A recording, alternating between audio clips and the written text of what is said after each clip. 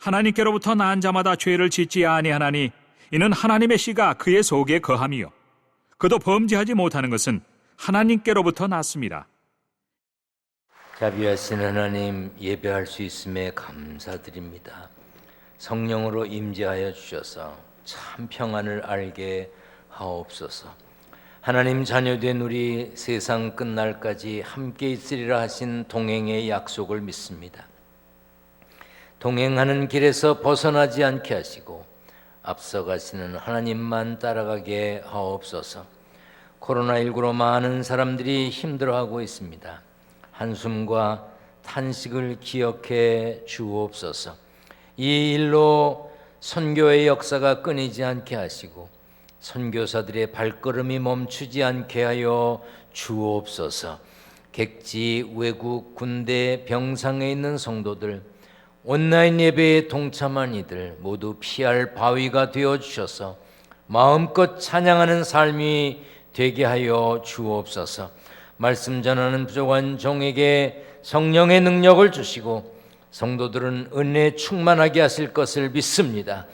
회복과 치유의 역사를 믿으며 예수님의 이름으로 기도하옵나이다. 아멘. 할렐루야. 아이노스 중창단이 참 은혜로운 찬양 해주셔서 감사드립니다. 하루속히 찬양대가 모두 서서 마음껏 멋지게 찬양하는 날이 속히 오기를 기대하고 기다립니다. 여러분들도 기도해 주시길 바랍니다.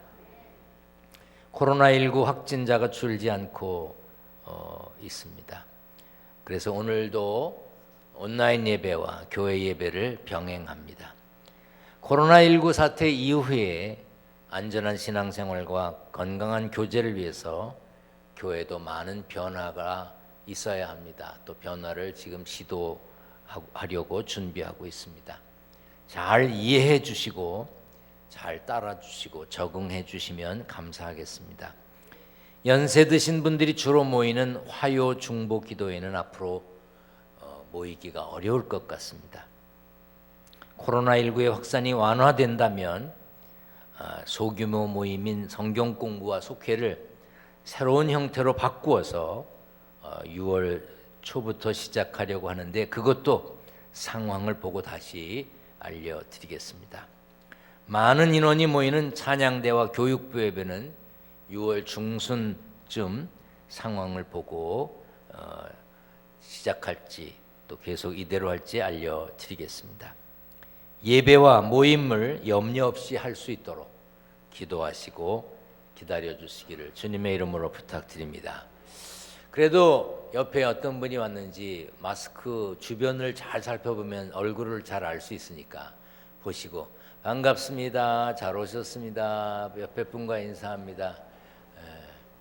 저하고도 하겠습니다. 반갑습니다. 반갑습니다. 네, 감사합니다. 오늘은 교회력으로 승천주일이면서 존 웨슬리 회심 기념주일입니다. 웨슬리 목사님이 회심한 그런 기념주일입니다. 감리교회 창시자 존 웨슬리 목사님은 1737년 5월 24일 영국의 올더스게이트 거리에서 모이는 집회에 참석했다가 저녁 8시 45분경에 마음이 이상하게 뜨거워지는 체험을 했습니다. 그 체험을 통해 하나님께서 예수 그리스도를 통해 자신의 모든 죄를 사해 주신다는 확신을 얻게 되었습니다. 그 후 웨슬리 목사님은 감리교 운동을 시작했는데 그 웨슬리 회심 기념주의를 맞아서 웨슬리 목사님 설교 중 하나를 그러니까 1700년대에 하셨던 설교 중 하나를 재구성해서 오늘 전하려고 합니다. 그때 웨슬리 목사님이 하신 설교를 제가 읽어보니까 굉장히 어렵습니다. 물론 제 영어 실력이 한계가 있지만 아무리 그래도 굉장히 어려운 용어로 굉장히 어렵게 설교하셨어요. 쉽게 번역된 것을 봐도 그렇고 한국말로 번역된 것을 봐도 굉장히 어렵습니다. 오히려 한국말로 번역된 것을 제가 잘 이해하기가 어려울 만큼 그렇게 어렵습니다. 그래서 함께 웨슬리 연구를 하는 목사님들 중에 영국에서 10년 이상 웨슬리를 집중적으로 공부하셨던 목사님께 제가 여쭈었습니다. 1700년대에 웨슬리 목사님이 가난하고 어렵고 힘든 사람들에게 주로 말씀을 전했는데 그 웨슬리 목사님 설교를 사람들이 알아들었을까요? 그리고 제가 질문을 했습니다.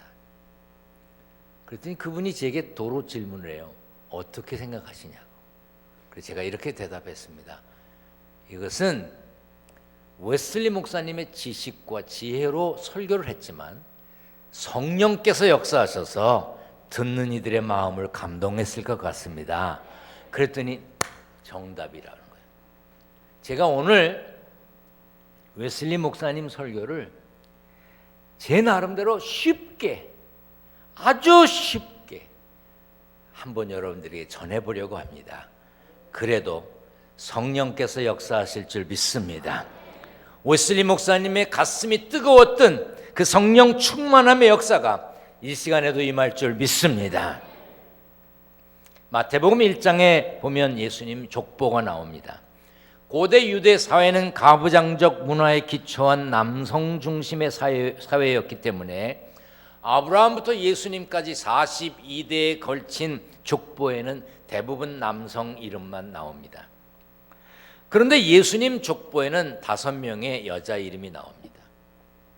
다말, 라합, 룻, 우리아의 아내, 그리고 예수님의 어머니 마리아입니다. 다말, 라합, 룻, 마리아는 이름이 나오는데 우리아의 아내의 이름은 나와 있지 않습니다. 마태복음에. 우리아의 아내라고 기록된 이 여인은 밧세바입니다. 밧세바는 다윗 왕의 아내였고 솔로몬 왕의 어머니였습니다. 그런데 그녀는 원래 다윗의 신하 우리아의 아내였습니다. 사무엘하 11장에 보면 다윗과 밧세바의 이야기가 나옵니다. 전쟁 중에 다윗은 왕궁에 남아 있었습니다. 다윗은 저녁 때가 되어서야 침상에서 일어났어요. 아니 뭐라고 살길래 밤엔 뭐라고 저녁에 일어났어요. 그것도 전쟁 중인 나라의 왕이 왕궁 옥상을 거닐 정도로 한가롭고 여유로운 시간을 보냈습니다. 어느 날 다윗은 왕궁 옥상에서 멀리 보이는 목욕하는 아리따운 여인을 보았습니다. 뭐 멀리 보이는 여인이야 다 예쁘지 않습니까? 하여튼 멀리 보이는 아리따운 여인을 보았어요. 그리고 그 여인을 누군지 알아보게 했고 불러들였습니다. 결국 다윗은 그 밧세바와 동침을 했고 밧세바는 다윗의 아기를 갖게 됐습니다. 다윗은 그것을 감추려고 밧세바의 남편이자 충실했던 신하 우리아를 맹렬한 싸움터에 내보내 죽게 했습니다. 마태복음에는 이스라엘 민족의 영웅 다윗의 수치를 떠올리게 하는 밧세바라는 이름을 밝히기가 곤란했는지 우리아의 아내라고만 기록했습니다. 이스라엘 사람들이 가장 자랑스럽게 여기는 다윗, 하나님께서도 내 마음에 맞는 사람이라고 했던 그 다윗도 육신의 욕망을 참지 못하고 죄를 지었습니다. 소년 시절 믿음으로 전쟁에 나가 골리앗과 싸워 이겼고 청년 때는 사울에게 쫓기면서도 끝까지 하나님을 의지했던 다윗이었지만 가장 평안할 때 사람들에게 비방거리를 주고 말았습니다. 오늘 본문 말씀은 이렇게 가르칩니다. 하나님께로부터 난 자마다 죄를 짓지 아니하나니. 성경에 분명히 하나님께로부터 난 자마다 죄 짓지 않는다고 했지만 현실을 보면 꼭 그렇지만은 않은 것 같습니다. 악한 자가 그를 만지지도 못한다고 했지만 하나님의 자녀된 우리도 악한 자의 꼬임에 넘어갈 때가 있습니다. 그렇다면 성경의 가르침이 잘못된 것일까? 웨슬리 목사님은 오늘 본문 말씀을 정확하게 이해하기 위해서는 두 가지를 살펴야 된다고 그랬습니다. 하나는 하나님께로부터 난다는 것이 무엇인가? 두 번째는 죄를 범하지 않는다는 것이 어떤 뜻인가 하는 겁니다. 어느 날 밤 유대 지도자 바리새인 니고데모가 예수님을 찾아왔을 때 예수님이 이렇게 말씀하셨습니다. 사람이 거듭나지 아니하면 하나님의 나라를 볼 수 없느니라. 이를 유진 피터슨이라는 분이 번역한 쉬운 성경으로 보면 누구든지 위로부터 나지 않으면 하나님의 나라를 볼 수 없다고 했습니다. 거듭난다는 것은 위로부터 난다는 뜻입니다. 하나님께로부터 난다는 뜻입니다. 그러나 거듭난다는 말의 의미를 알지 못했던 니고데모는 의아해하면서 어린아이 같은 질문을 예수님께 합니다. 사람이 늙으면 어떻게 나을 수 있사옵나이까? 두 번째 모태에 들어갔다가 나을 수 있사옵나이까? 예수님, 사람이 늙으면 어떻게 또 나옵니까? 엄마 뱃속에 도로 들어갔다 또 나와야 됩니까? 이렇게 물었어요. 애들도 안 물을 텐데. 궁금해하는 니고데모에게 예수님이 말씀하셨습니다. 사람이 물과 성령으로 나지 아니하면 하나님의 나라에 들어갈 수 없느니라. 예수님 말씀처럼 물과 성령으로 나기 위해 우리는 세례의 식에 참여했습니다. 하나님의 자녀라면 예수님을 구세주로 영접하고 자기 입으로 신앙 고백하고 물과 성령으로 세례를 받아야 합니다. 하지만 거듭난다는 것이 단지 세례받는 것만을 의미하지는 않습니다.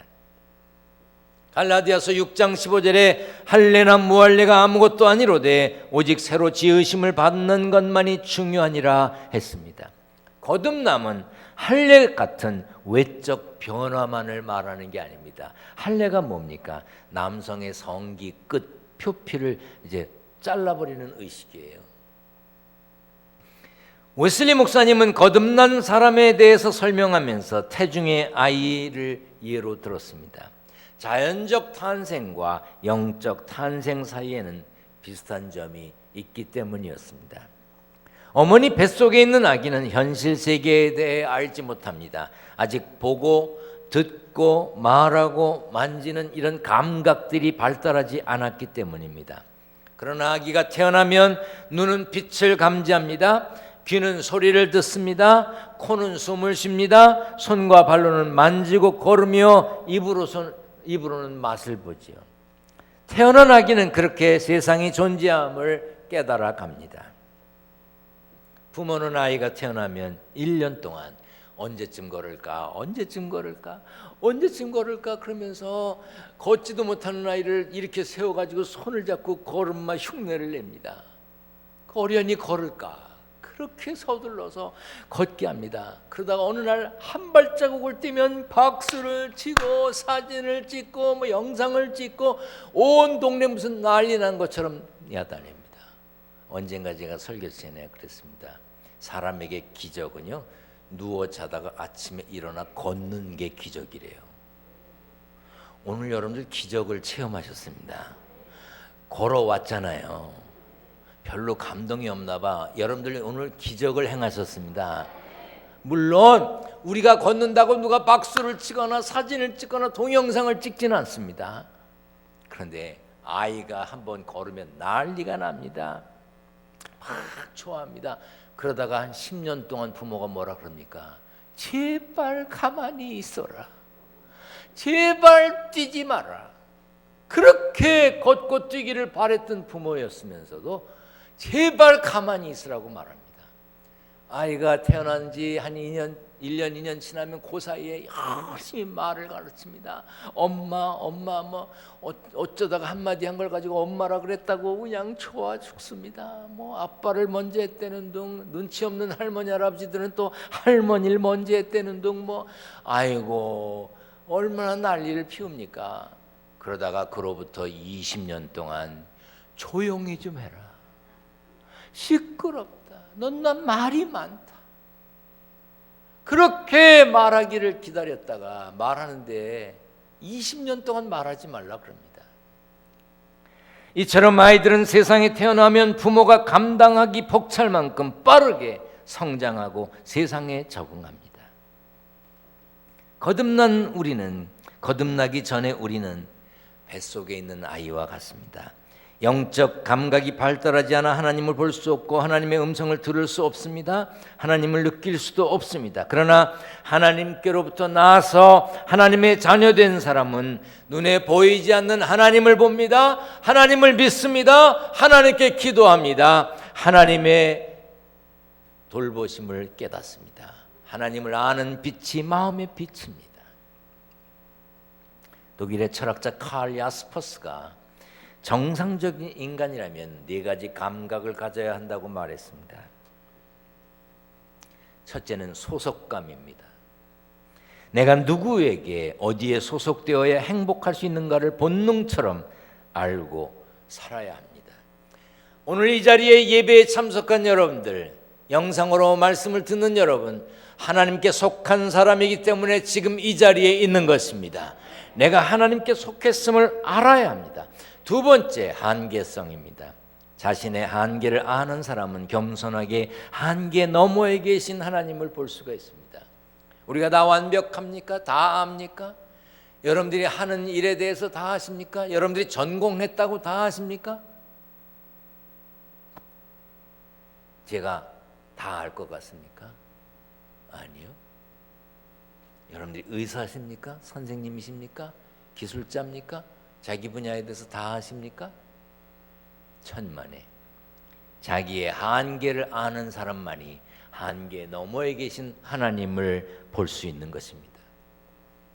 세 번째, 유일성입니다. 자신이 독특한 하나님의 피조물, 온 세상에 유일한 존재임을 아는 사람만 스스로를 존중하고 귀히 여깁니다. 여기 계신 여러분 모두 이 세상에 여러분같이 생긴 사람 없습니다. 여러분 유일한 존재입니다. 아멘. 그러기 때문에 귀한 겁니다. 텔레비전에 나오는 사람하고 닮아서 뭐 할 건데? 병원에 가 수술한다고 그 사람이 됩니까? 자신이 이 세상에서 유일한 존재, 천하보다 귀한 존재라는 것을 아는 사람만 스스로를 존중하는 거예요. 네 번째, 정체성입니다. 자신의 정체를 알아야 됩니다. 내가 누구인지, 어디서 와서 어디로 가는지에 대해서 올바르고 분명한 가치관을 가지고 답할 수 있는 사람은 값진 인생을 살 수가 있습니다.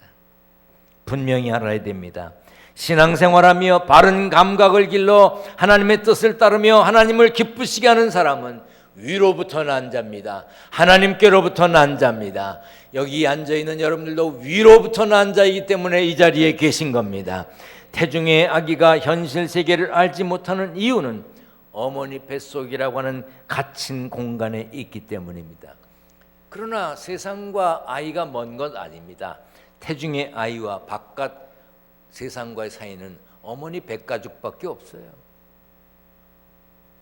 아이는 몸 안에 있으면서도 엄마 따라 세상 곳곳을 다닙니다. 다만 바깥 세상과 차단되어 있을 뿐입니다. 태아가 태중에서 자라며 움직이는 것처럼 거듭나기 전에 그리스도인이라 할지라도 그 사람은 하나님 안에서 살고 하나님 안에서 움직입니다. 그들도 하나님으로 인해 살고 있습니다. 다만 거듭나지 못한 사람은 하나님을 느낄 수 없는 것입니다. 아기가 생기면 부모는 필요한 것을 미리 준비합니다. 태어나지도 않았는데 먹을 것 사다 놓고 입을 것 사다 놓습니다. 이런저런 살림살이를 준비합니다. 거듭나지 않은 사람도 마찬가지입니다. 하나님을 모른다고 하나님을 만나지 못했다고 해서 하나님과 상관없는 사람이 아닙니다. 태어나지 않은 아이를 위해 부모가 모든 것을 갖추어 놓듯이 하나님은 언젠가 하나님의 자녀가 될 영혼을 위해 모든 것을 준비하고 계십니다. 아브라함과 이삭, 야곱에게 약속하셨던 것처럼 하나님은 항상 우리와 함께 계십니다. 우리는 성령으로 거듭나야 동행하시는 하나님을 체험할 수 있습니다. 거듭난 사람, 하나님께로부터 난 사람, 위로부터 난 하나님의 자녀는 성령의 역사로 영혼이 변합니다.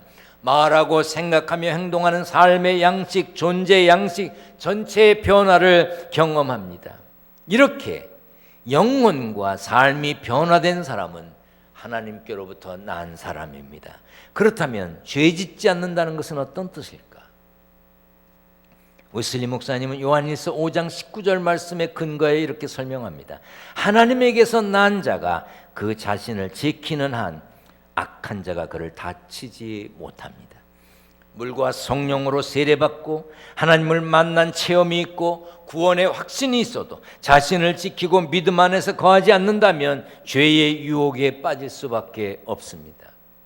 그러므로 우리는 우리 자신을 지켜야 합니다.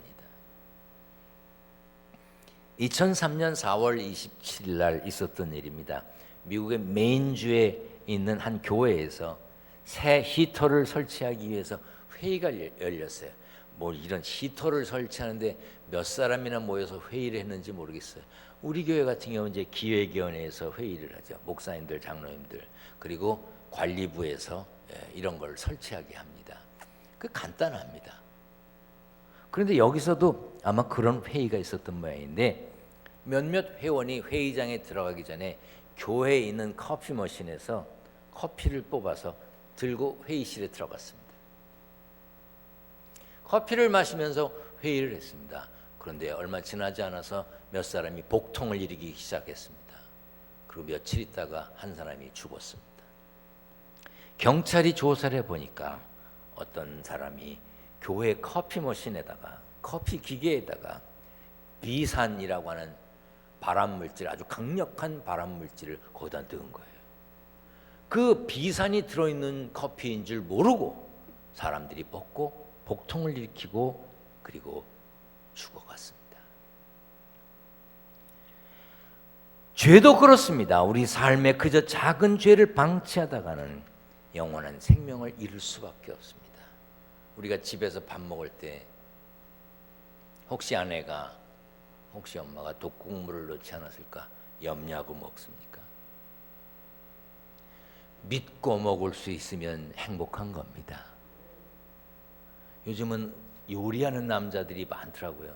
난 텔레비전에서 남자들이 요리하는 프로가 나오는 걸 별로 안 좋아합니다. 왜냐면 우리 집 사람이 자꾸 보라고 강요를 합니다. 그럼 남편이 요리를 했을 경우에 아내가 그 음식을 못 먹습니까? 옛날 왕궁에서 임금의 식사 전에 먼저 독국물이 들어있는지 먹어보는 게 있잖아요. 구약 성경에도 나오잖아. 술 맡은 관원, 떡 맡은 관원.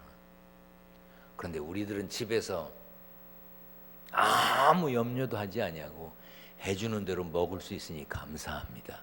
한번 따라합니다. 감사합니다. 오늘 이제 집에 가서 식사하면 식사를 준비한 분에게 감사합니다 해야 합니다. 왜?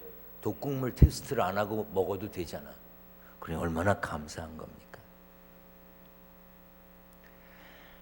1984년 세상을 떠난 프랜시스 셰퍼라고 하는 목사님이 계십니다. 그분이 말년에 암과 싸우면서 젊은이들에게 주로 전했던 메시지는 행복을 삶의 목표로 삼지 마십시오. 이 프랜시스 셰퍼 목사님이 지적한 그리스도인들의 문제점은 누구나 행복을 구하지만 거룩함을 구하지 않는다는 거예요. 복 있는 사람은 거룩한 삶을 살려고 노력하는 사람입니다. 우리 다 같이 한번 읽어볼까요? 복 있는 사람은 악인들의 꾀를 따르지 아니하며 죄인들의 길에 서지 아니하며 오직 여호와의 율법을 즐거워하여 그의 율법을 주야로 묵상하는도다. 복 있는 사람은 오직 하나님 말씀만 붙잡고 살아야 합니다. 조지 피트필드라고 하는 요한웨슬리 목사님과 함께 감리교 운동을 시작했던 분이 자기 주머니에 늘 넣고 다니는 15가지가 있었다 그래요. 그 중에 몇 가지만 읽어드리겠습니다. 첫째, 개인 기도에 열렬하였는가? 넷째, 행하려는 것이 하나님께 어떻게 영광을 돌릴 수 있는지 심사숙고하였는가? 다섯 번째, 기쁜 일이 있을 때 즉시 하나님께 감사했는가? 아홉 번째, 말하거나 행할 때 온유하고 명랑하고 부침성 있는 태도를 견제했는가? 14번째, 다른 사람에 대하여 불친절하게 생각하거나 말하지 않았는가? 15번째, 나의 모든 죄를 고백하였는가?